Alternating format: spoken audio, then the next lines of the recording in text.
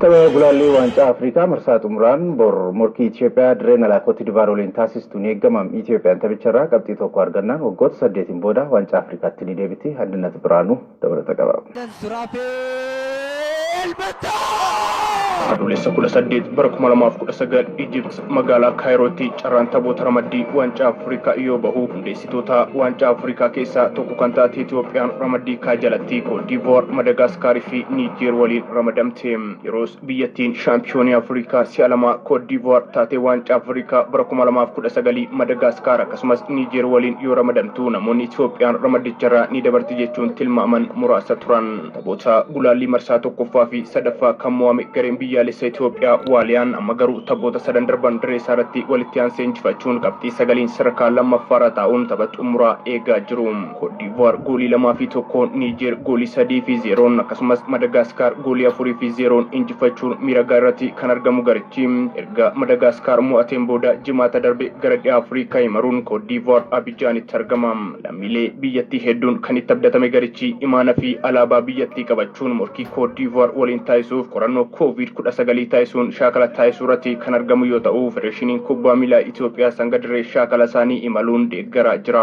Ramaddii kana keessaa Cote d'Ivoire qabxii 10 hirmaannaa waancaa Afrikaa argachuu ishee yoo mirkaneeffattu Niger qabxii 3 hirmaannicha akka dhabde beekuun Itoophiyaan qabxii 9 Madagaskar qabxii 7 ramaddicharraa akka darban kan ittiin mirkaneeffatan qabxii tapha xumuraa eegaa jiru. Tapha gulaallii marsaa ja'affaa isa xumuraa kanaan Itoophiyaan Abidjaanitti Cote d'Ivoire waliin yoo taphattu Madagaskar Antananarivotti Niger keessummeessiti.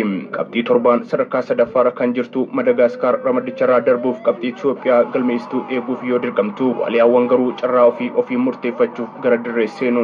Tapha gulaallii marsaa lammaffaa istaadiyeemii Bahar Daaritti goolii Suraafel Daanyaachoo fi Shimallis Baqqalaa galchaniin goolii 2-1 Cote d'Ivoire kan injifate gareen biyyaalessa Itoophiyaa tapha kana qixa bahuun tikkeettii seensa waancaa Afrikaa isaan argachiisa.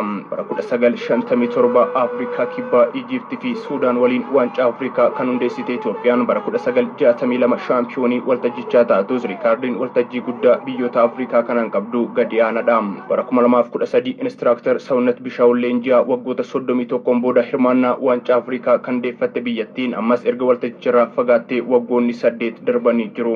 Fulbaana darbee hojii leenjisummaa garichaa kan fudhatan leensaan garichaa hubatu abaataa waggoota 8 booda garicha waancaa Afrikaatti ni deebisaaf kan itti abdatame yoo ta'u yaada tapha xumuraa kana dura kennaniin miira gaarii irratti argamna rabbi waliin Cote d'Ivoire moonee hirmaannaa waancaa Afrikaa ni arganna jedhan. Taphni Cote d'Ivoire Abidjaanitti Itoophiyaa Madagaskar Antananarivotti Niger keessummeessitu kun waaree booda sa'aatii wal fakkaataa 10 irraa eegaluun taphatama.